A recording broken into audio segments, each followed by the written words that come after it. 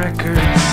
Smell the cover, read all the verses. Tell me about your favorites on Vinyl and Vision.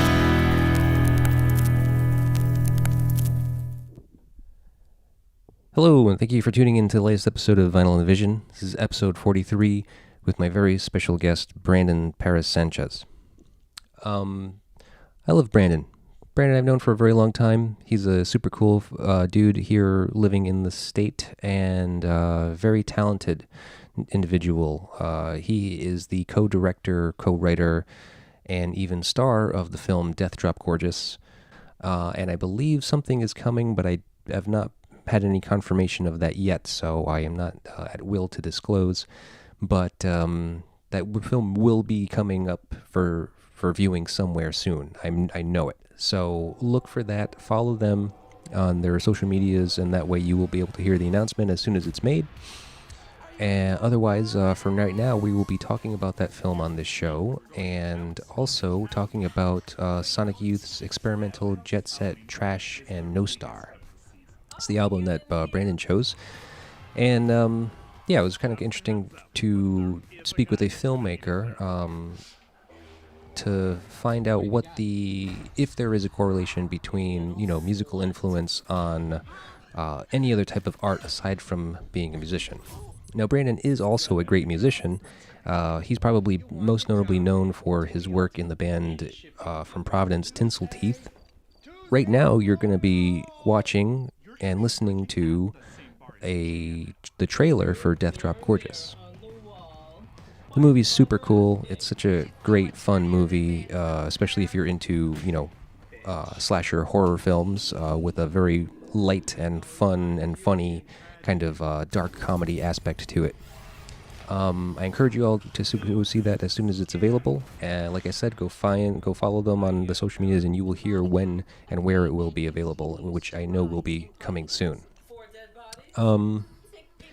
So in addition to those things, Brandon actually just this week released a music video which he created for the band Anxious Waves for their song Complex Needs.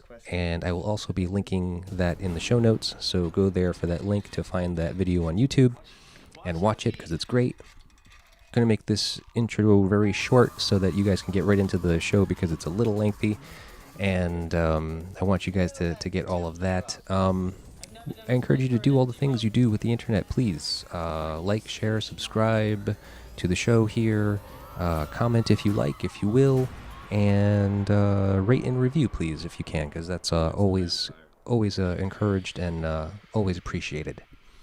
I thank you very much. Enjoy the show. Nice.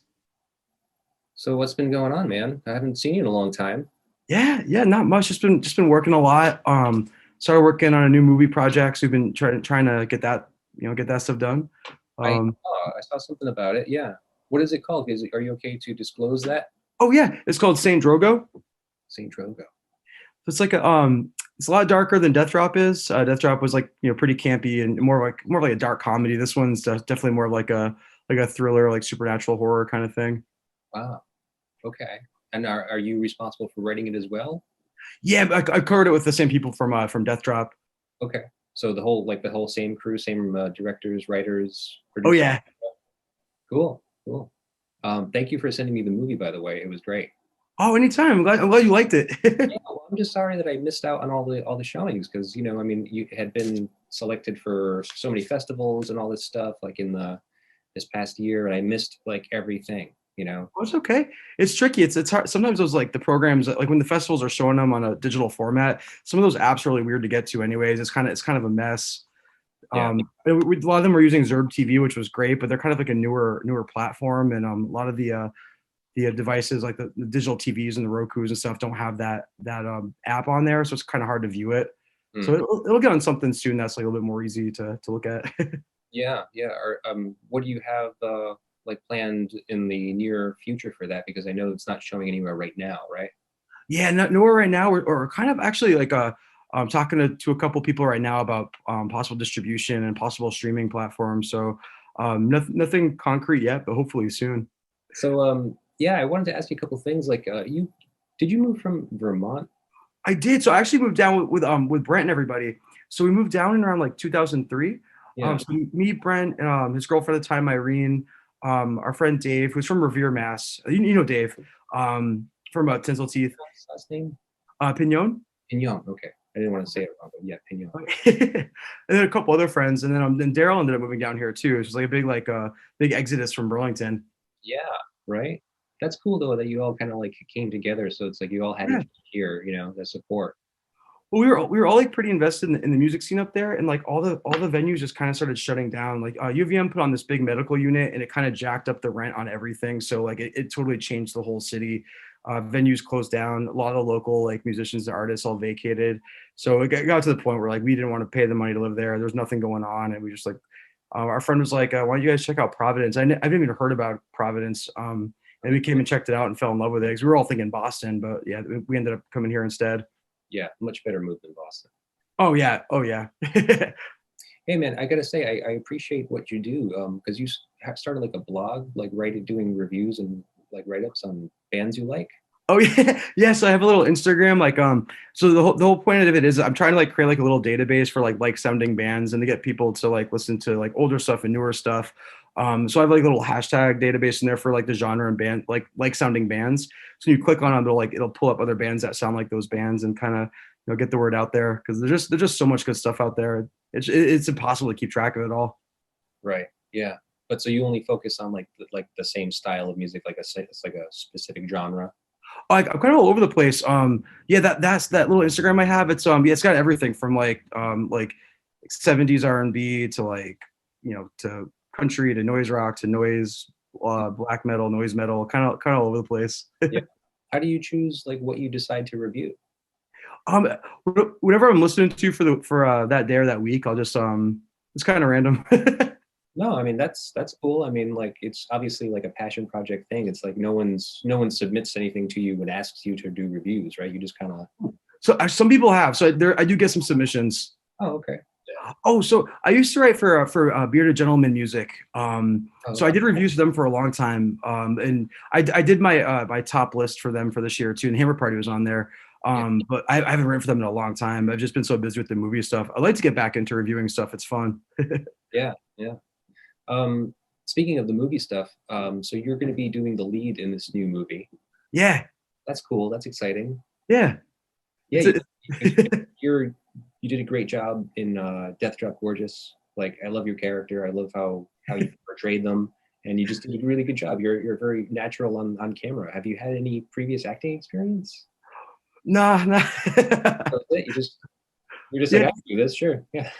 Just like some little stupid things here and there, but nothing serious. But Right. Well, that was a big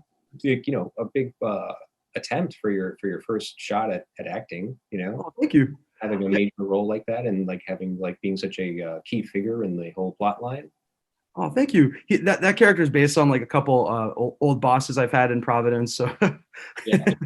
I kind of owe them for that for being terrible bosses. So all right, you helped write that movie as well as direct it. So I'm going to ask you about that character. Yeah. What's his name? Tony Two Fingers. Yeah. Tony Two Fingers. So, backstory of Tony. Why does he only have two fingers?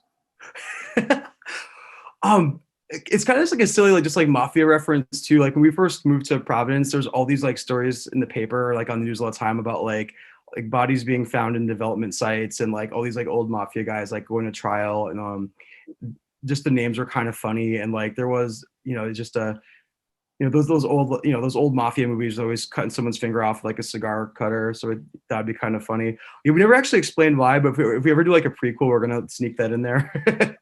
Yeah. I didn't know if like you maybe even had a backstory, like if you kind of like really like built these characters out, because I mean they're all so like interesting and like involved. It's Oh yeah. It's really just well done, like just good writing in general, like the whole thing. Oh, thank you. We appreciate that. It was fun. Yeah. It was fun too. We wanted to make it as like Providence as humanly possible too, and it was like combining the worlds of like the drag scene and like the music scene too. So we snuck in like some horror paint, some Drop Dead, some Human Beast, and Yeah. I know. You guys had posted something about the track listing at some point, and I was looking at it. I was just like, damn, this is a great soundtrack. The sad thing is too, there was a lot of other bands that we had in other parts. We had to cut a lot of scenes out of it. So like there would have been even more like local bands in there too. But so that's what we're doing. We're gonna try to sneak in some local stuff if we can too. That's cool. Cool, man. Hey, well, so I asked you on here to speak about an album that was influential to you. Now, this is kind of weird and multifaceted because I've never been able to speak to somebody who worked on movies yet. Oh, nice. I tried to ask a couple of people that I know that work on movies in some, some degree or another, but you're the first. So very curious about the album that you chose and how does that also influence your art as far as making movies is concerned as well? Sure. You think that there is some kind of connection there? I think so. Okay, so you chose the album Sonic Youth's Experimental Jet Set, Trash, and No Star. Oh yeah. Yeah, back from 1994. Yeah, it's a good year. Yeah, man, it was a great year for music. I mean, all of the 90s really is kind of like integral for people of our age, I'm sure. Like there was so much good stuff that was coming out around that. Oh yeah, and I'm still finding stuff to this day that came out in that time period too. That's great. Okay. I'll be honest with you. I don't know a ton about Sonic Youth. I mean, like I did some research, but because they are such like this, like just, they have this huge history. I kind of wanted I told myself, okay, I'm just going to focus on 1994. Yeah. Focus on this year. I'm going to focus on this record because I don't know the back catalog. I'm not a Sonic Youth fan. I've never liked Sonic Youth. Like I've had a really weird relationship with them because I've given them a shot on a number of occasions. I obviously know tons of people that really love them. And, everyone swears by them for the most part that likes them. So I'm like, okay, I'll give it a shot. I'll listen to the popular record. I'll listen to this one. I'll listen to that one. And at like different times in my life, and I'm just like, every time I do it, I'm just like, I don't know. I don't know what people are seeing in this. Like, No, it happens. There's some bands that just don't fit into your palette. Like I've tried with the Melvins so many times. I just cannot get into that band. That's another one. Yeah, can't do it. I've tried. Like one of their records. Same. Like like one of their records is just amazing, and then everything else I'm just like, yeah, it's kind of. Yeah. Oh yeah. It's weird how that happens. It's interesting. Yeah, I mean, there's so much music out there. It's just like, I mean, I'm not going to say that, somebody's missing out if they don't like this band or if they don't love this band. There's so much more for everyone to just fucking, to dig on. So you're not missing out on anything, I don't think. No, I'm with you on that. Well, thank you for being so supportive of me not loving Sonic Youth, but I did listen to this record a lot. I've been listening to it nonstop, basically, just trying to understand it. I think, like that's the beauty about doing this show is kind of like I get to put on a record whether I know it or not, whether I like it or not, and really kind of like dig in and try to find out more about it and try to like get some understanding. So now I asked you about this album and how you feel like it might relate to your filmmaking art as well, because obviously I think that there's obviously a connection to like your musical ability and like some of the music that you've created. How do we relate this? How do we like plug this into movie making? Yeah, I think there's traditional rock format, which is kind of like most of these little subgenres of rock and pop are based off of like indie rock, noise rock, all these things. There's like a 4/4 format that fits into a lot of songwriting. It's what our ears naturally kind of go to. I think there's also very similar formats to filmmaking as well. Like when we were making Death Drop, we were told multiple times that a horror movie is generally 90 minutes.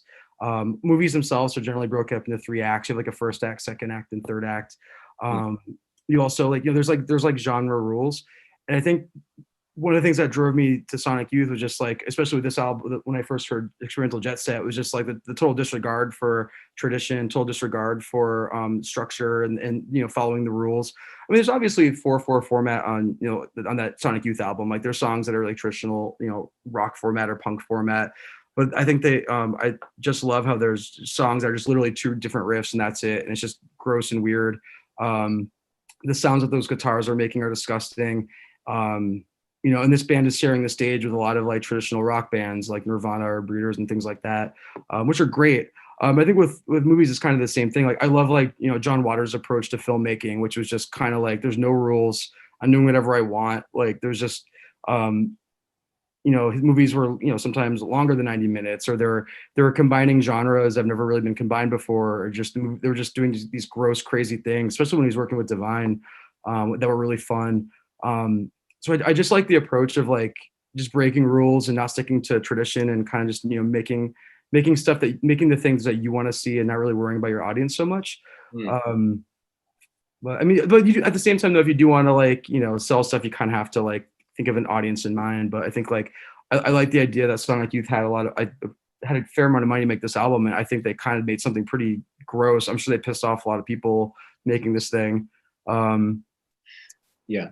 Yeah, I think that that's the ability too of like, you know, like maybe when you reach that point where you have a significant amount of notoriety and, you know, you have this clout where, you know, they could take that major label money and make some, you know, disgusting record and Yeah, completely fine with it because it's just like, well, you paid for it. This is what you want. This is what we do. You know, it's just like and it's not to say that they didn't, you know, maybe succumb to some of that um, pop sensibility stuff too, because I believe from what was reading that Dirty was the album before this one, right? oh that's right, yeah, yeah. And so Dirty was kind of like their most well produced and kind of like I don't know, I guess their attempt at kind of being this like major label like pop band, pop rock. Yeah, So and Butch Vig produced it, and he produced this record as well. So you know that just him just saying his name alone kind of implies a certain amount of like aesthetic to that sound, you know, which because I didn't listen to that record, like I may have listened to it in the past, but I didn't listen to it like, you know, for this week. So so I can imagine what it was like. I mean, because this album sounds good too. Like what I yeah. read about this album is that, you know, they specifically told Butch Vig that they did not want him to use any like processing filters, like noise reduction filters. Like they wanted to keep it as raw as possible. And I don't think that this record is that raw, especially for them. Like from what I know of them and like the music that I've heard them do, um, I don't think it's their most raw work. I But I agree. I think don't think it sounds raw either. no, I mean I think that it's a fairly mainstream record, really. I mean, like there's certainly weird aspects to it, but you know, especially considering now. I mean, like in '94, okay, maybe it was like, you know, ruffling some feathers, um, you know, mainstream wise, you know, major label wise, but you know, thinking about now, I'm like, it's not really that like weird and strange, I don't think. All right, well, let's get into the record then. Sure. Let's go ahead and try to play the first song, Winner's Blues.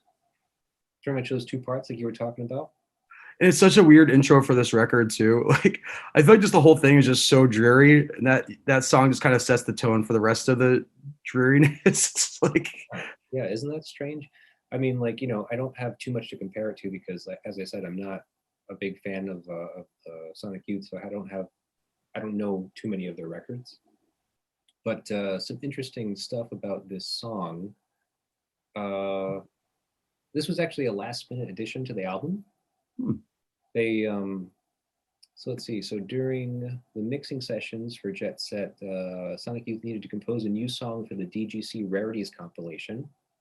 All they had left in the studio was an acoustic guitar and a bit of a drum kit set up. And Sonic Youth ended up finishing 3 songs.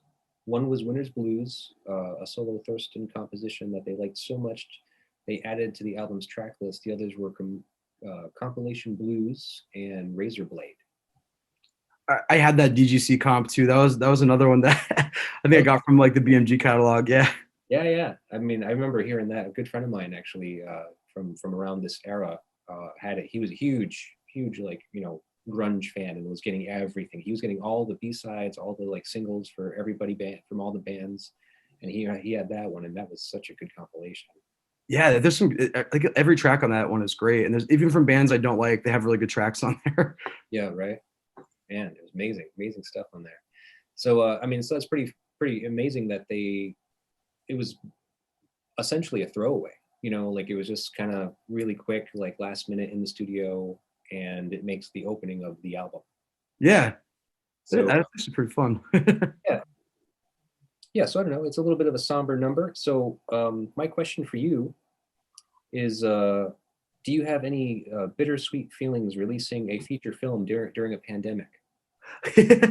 Yeah, it's weird. It it definitely screwed us over. So we didn't get to attend any of the festivals.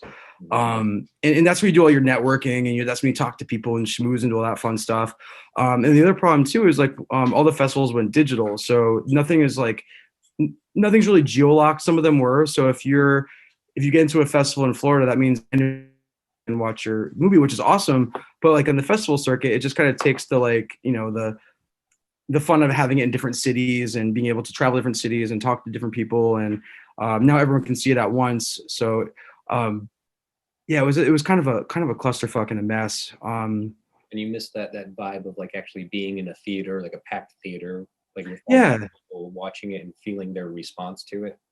and it's such a midnight movie. Like it literally is something that you should be watching with your friends, drinking, like in a theater setting, a drive-in, anything like that. So having to watch that, like everyone watching on a little laptop, just kind of takes the fun out of it too. So it's that makes a lot of sense, and it's super bittersweet. It's just like we spent 5 years making it, and then we finally release it. It's like, oh, just we've released it to the Ethernet, the internet, not really to like a to a theater. So it's kind of disheartening, but we'll see Yeah. what this next one does. Yeah. All right. Well, let's move on to the next song, which everybody knows. Oh yeah, This song, it's such a weird song. it is weird. Uh, Equally weird is that this is the first and only single off of this album. Oh yeah, yeah. I mean, I guess that makes sense, but it's still a weird song. I mean, It's just odd to me that song made it as a single and on the radio, because it's just such a weird weird song. Lyrics don't make sense, and I love it though. right. I think it was Kim Gordon. Yeah, Gordon explained that in the song Bull and Heather, it's about using passiveness as a form of rebellion. Like, I'm not going to participate in your male dominated culture, so I'm going to be passive. Hmm. Which I don't know if I totally hear that, but I guess I kind of understand it. What do you think as far as like using passiveness as a form of rebellion? That's a really good question, because yeah, I don't know. I feel like maybe like, especially, I guess, like I'm not a lady, but being a lady in the music scene, like I feel like it's so male dominated. A lot of the issues and stuff being sung about just probably just don't resonate with women. So like, they probably just stand there like, fuck this shit, and don't want to participate in it, maybe. I know Kathleen Hanna's in the music video for the song, so maybe there's a message with that too. I mean, she was pivotal, and obviously like the Rock Girl movement, girls in the front, boys in the back. Just getting, letting people know that like women have a place in rock and roll and punk too. But I guess that's not really apathy. That's like more like direct action. So I don't know. That's a good question. Yeah, well, I mean, I guess it makes the lyrics make more sense because, I mean, especially the lethargy that she uses in delivering her lines, like the Yeah. lyrics in the song. It's just like that repetitive, that tell me this, tell me that, tell me this, and how it's like so just like lethargic of this, like, oh, tell me that you're burning for me, tell me you can't afford me, tell me all your dirty stories, like, I guess I see it. It's Well, just, maybe it's just like being apathetic towards like the advancements. Maybe just like, yeah, I've heard it all before. yeah, I think that's kind of what she was getting at with that. Yeah. Either way, I'm not sure how I feel about the song. It's not. Well, I don't know if it deserves to be a single. I feel like there's better songs on this album, but I'm also more geared towards the heavier rock songs. So like, Yeah. this song doesn't really do that. I mean, I can see how it's easy on the ears, but I've been meaning to get into some of the early stuff because like I always figured, the best place to start with a band is typically like their first few records, Yeah. and I've never listened to those. I think I may have tried listening to Bad Moon Rising, like maybe once or twice, That's like not too long ago. But definitely on them. They're more like noisier, like into things too. But it's good. There's some good songs on there. mm, Sister's got some good songs too. I like that album as well. oh, that's another weird fact about this album. All right, so this album was recorded at Sears Sound in New York. and that is the same studio that they recorded Sister in Oh, nice. 6 years prior. Now, so the studio did move, it relocated, but it was the same studio, and the band supposedly joked, and I'm reading this off of their website. The band supposedly joked that they recorded over the masters for Sister to save tape costs, which sounds silly at first until you really, really crank Jet Set album, and you can actually hear Sister played in its entirety underneath the album. And that's true. That's what they said. This is from SonicYouth.com. And they got Butch Vig. They couldn't buy new reels. I don't think it's not that they couldn't. They were just skimping and saving the money on the tape. I mean, it kind of like shows how not precious they are about their catalog, really. Yeah. Like cataloging it and obviously keeping all of the information like they have here on their website. But as far as they were concerned, like that album was done. That's out. Let's move on to this thing. Hey, let's just use this tape. Why not? Like, yeah. Let's just make the new record and we'll just record over this thing. It's already out. Who cares? Like, whatever happens. It's actually pretty fun. Like the ghost of Sister lives on the experimental Jet Set album. It's pretty fun, actually. I don't know that album, so I haven't been like trying to listen to it, like trying to listen for it. But supposedly, if you really crank this album, you can hear that album underneath it. That's awesome. Yeah, I don't know. So you've never heard it? Yeah, maybe I haven't played it loud enough. I'll have to give that a shot. I'm curious now. Do you have it on vinyl or do you have it on CD? I do not have it on vinyl, just CD. I need to get it on vinyl. Okay. So I brought the CD here tonight. I have this little guy. Oh, But, is that original from '94 or what? Yeah, oh yeah, this is the '94. We got the BMG catalog sticker on there. Like, Look at that. oh yeah. All right, let's see. Let's get back on topic here. We got to move on to Starfield Road. See, to me, that's like quintessential Sonic Youth. I wish they got that noisy all the time. Not all the time, but most of the time. Like, I love that like craziness. Yeah, I mean, it's good. I like that. That song is only 2 minutes and 15 seconds, and we never got into the vocals there. Oh yeah, it's a quickie. It's like just that, and then there's like I think one more riff after that, and then back into that same kind of house. So I don't know. This song is it's a good song. I like the intensity. I like the music. I like that it's a good rock song. But lyrically, it's nonsense babble. Really. Yeah, no. I don't think there's any way to depict these lyrics into meaning anything more than what they say. But yeah, they went out on a limb on the words for this one, I think. So that's it. I don't even have any questions for this song because it just doesn't make any sense. I didn't even know he said butt cheeks in the song. I know you gotta really have to read along with it, but yeah, he does at the end. Listen for the butt cheeks. And it's so weird, like just the way, like, because like I'm not reading it the way that he sings it, but it's just like just how he just kind of slides it in there, and it's just like you kind of hear it. It's like you butt cheeks can't stay, and it's just like, why aren't you even speaking English right? You butt cheeks can't stay. It's like, what you mean? Your butt cheeks can't stay? What are you saying? As I spleen my name? I don't get it. It's so odd. I wonder what the hell that. I don't know. I personally prefer Screaming Skull, so that's the next song. Yeah. So let's get into that one for a little bit. Would you go there for Pat Smear? Depends which band he's in. He's just hanging out. He's just buying records and stuff. Yeah, I'd go there with Pat Smear. Why not? He looks like fun. So yeah, I mean, like I think I picked up on this song right away. How it's basically, it seems like it's mostly just like an homage to like the early punk music, and then like an addition to it. So being from Vermont and having a lot of time here on Rhode Island, what is either a fond memory for you or is something you miss about either scene? I think what do I miss about Burlington? Burlington, the music scene there was super, super friendly. Like it was just, everyone was so sweet. All the local bands are great. We got so many awesome touring bands in, and there was just like it felt like more of like a really tight knit community, and it didn't matter if you were a metalhead or a punk or a noise rock or art kid, whatever the fuck you're doing. It felt like there was more camaraderie there, Yeah. and I do miss that. And I think that was like one of the like most endearing things and charming things about Burlington back in the day, that music scene there. Um, it's something that's like a fond memory of Providence as well. Yeah, either, but Yeah, yeah, you can let me know about what you feel about Rhode Island too.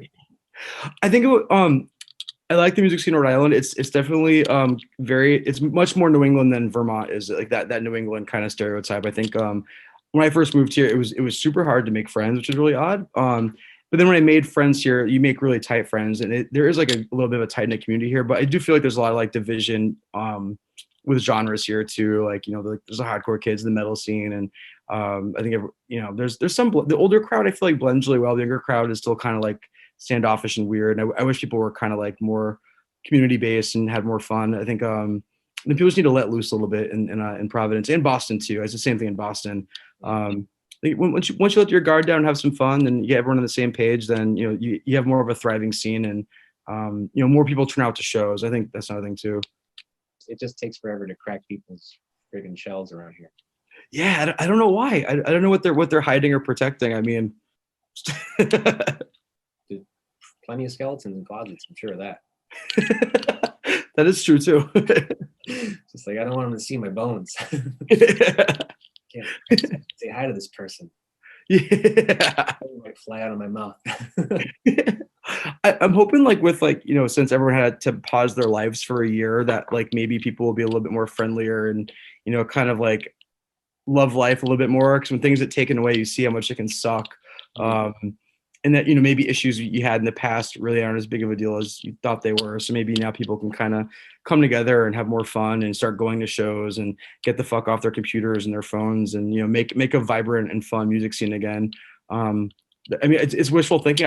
I personally think it'll happen for a little while, but I think it'll go back to normal eventually. But I'm hoping it can sustain longer than it has in the past. Yeah. But no, that's great aspiration. I hope so. I hope so too. I hope it sticks around for a good long time too. I hope it's not fleeting. I hope it's not just for a short period. Same. I hope it's permanent. I mean, when I first moved to Providence, it was people went out all the time. Like, this was before the days of like, we all had flip phones. We didn't have like little, personal computers on us, and I felt like people had more fun. I mean, like I said, there was that wall. Once you get in there, it's like people had more fun. Shows were well attended. There were, there's so much more of a community there.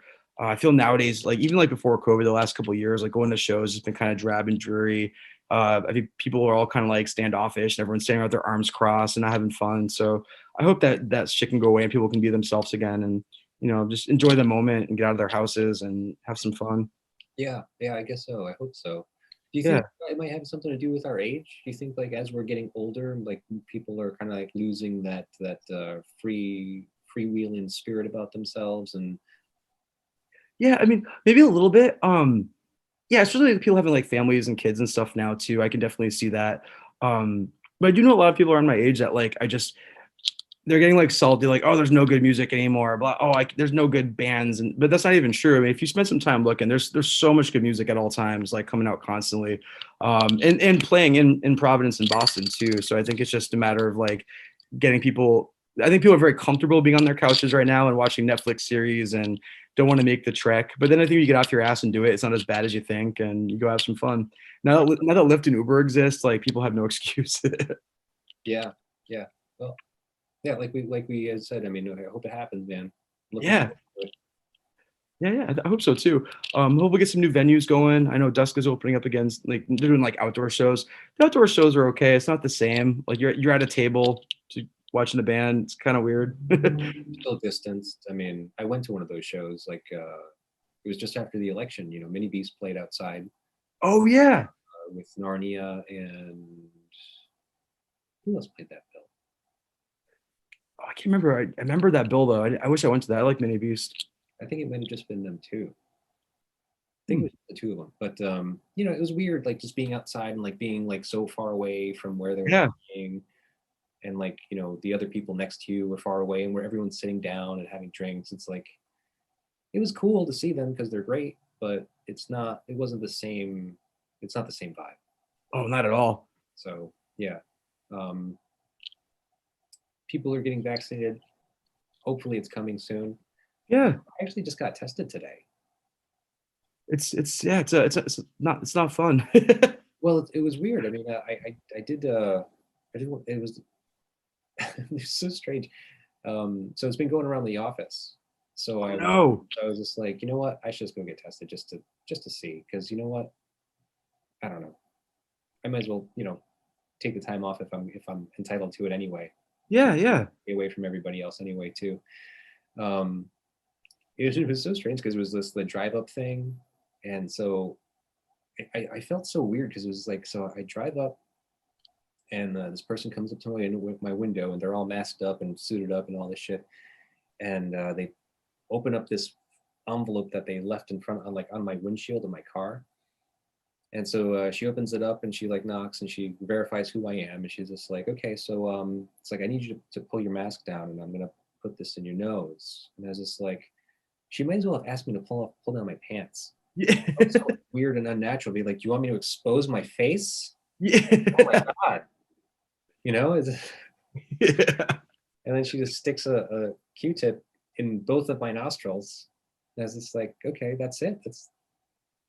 It wasn't the deep one. She didn't go like all the way in and like tickle my brain. Oh, the deep one's terrible. I've had both. Oh, I don't want that. I was surprised. I was expecting that to happen today, and I was just Yeah. like, oh, this is good. I like this. It's good because like numbers are starting to go down too, and like it's just we're getting there. We're getting there. Yeah. Well, so we'll see. I'll know in 24 hours. I'll let you know. Yeah. It's a good thing we're here on the computer. Oh yeah. All right, let's move on to self-obsessed and sexy. Speaking of the music scene and stuff like that, huh? Schizo action, baby. create a scene. Yeah. I think out of all the songs in the album, this one is the only one I'm not a big fan of. The music I don't mind. His like the vocal mix drives me nuts. That's like I wish they kind of like toned his vocals down. It's a little grating. Yeah, it seems a little too much. Like It's a little wacky. a little tongue in cheeky, like, because I think that maybe that was the point. Maybe he wanted the lyrics to come across very clear because it seems to be trying to make a point of Yeah. Exposing or just kind of like calling out these self-obsessed types that are in the music scene, which seems a little like faux pas for the time today, doesn't it? It's like, It does. you can't call out ladies being self-obsessed and sexy, huh? Girls, you're supposed to be lifting them up, not suppressing them. But I get it. I mean, so there was some quotes that self-obsessed and sexy is an observation on an anonymous riot girl. Thurston explained that the latter is not about Courtney Love of Hole or Kathleen Hanna of Bikini Kill. It is about being attracted to somebody who's obviously out of control with self-obsession in the high-profile alternative rock world. That seems like such a small, odd thing to write an entire song about. Well, I guess at the time, I mean, like, no, he's saying that it's some anonymous riot girl, but obviously somebody in that scene, they're saying, okay, it's not Courtney Love, though seems kind of like it could be pretty accurate. I mean, who else in the scene around this era is this, self-involved and like... No, you're totally right. It's got to be Courtney Love. Like, I mean, it fits the description. Like, it might not be, okay? I mean, there's plenty of other women around this era in some rock bands, but none so much that stand out as much as her. Yeah. So whatever. I'm not going to judge. I'm just saying it's a little weird. So now we were kind of touching on this in the last song, but so how do you feel about self-obsession in the music scenes, and do you have any examples that you've witnessed? So that goes back and forth with me. There's a part of me that really loves insanely arrogant musicians that just don't give a shit and they're doing their own thing. But there's a lack of self-awareness that comes with it that I kind of like. And I like when it's a genuine crazy person. Like like like the vocalist from like Brian Jonestown Massacre, not my favorite band, but the stories I hear about him are so fucking crazy that like it's endearing. Like he sounds like the biggest piece of shit ever, but like there's also like there's like a element there that I'm all about. Like it's just kind of craziness, or even like directors like Werner Herzog too. Like it's just as long as you're not hurting somebody else or doing something shady, whatever. But like but there's also that other type of self obsession where it's disingenuine. I'm not going to name names, but like being a city like Providence back in the day, we had a lot of like these solo projects coming through, and it just seems so disingenuous to me. Like when you go into shows, you see like a million noise bands and noise projects a day, and some of them are really fucking great, and some of them it's just like you just know it's an ego thing.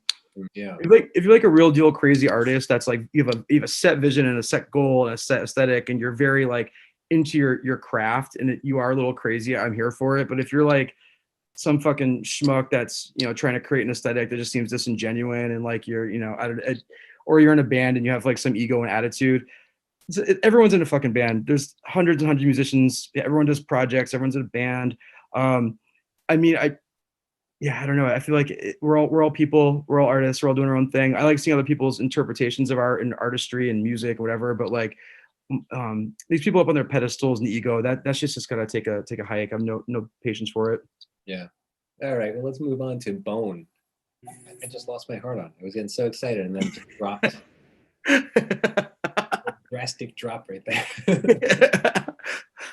This song, I think, especially shows their like all the no wave influence. Like it almost reminds me of like a Mars or a DNA song in a way, minus the weird like the slow part that comes in. But that first like that weird feral vocal, like just random shouts and screams, and the weird like drum roll, like with all the guitar noise over it. Yeah, this is an interesting song. It's one of the ones that it's just so weird. Yeah. I like it. I mean, of this album, this is definitely one that stands out to me more. Yeah.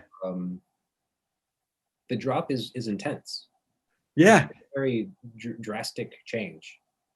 It's not something that you expect, especially as the song is kind of coming in with that same thing that you were mentioning, all the noise and the repetitive beat. I'm trying not to get involved into any spoilers or anything, but so this song, I heard that the scene in Death Drop Gorgeous with the boner was molded from a crew member. It was. Elaborate on this at all? So there's a show called Dragula. It's like kind of like RuPaul's Drag Race, but for like it's more like horror drag. And I was a big fan of the show, and I contacted one of the queens on that show, Victoria Elizabeth Black, who is insanely talented. And on a whim, I was like, "Would you want to do some special effects scenes for this film?"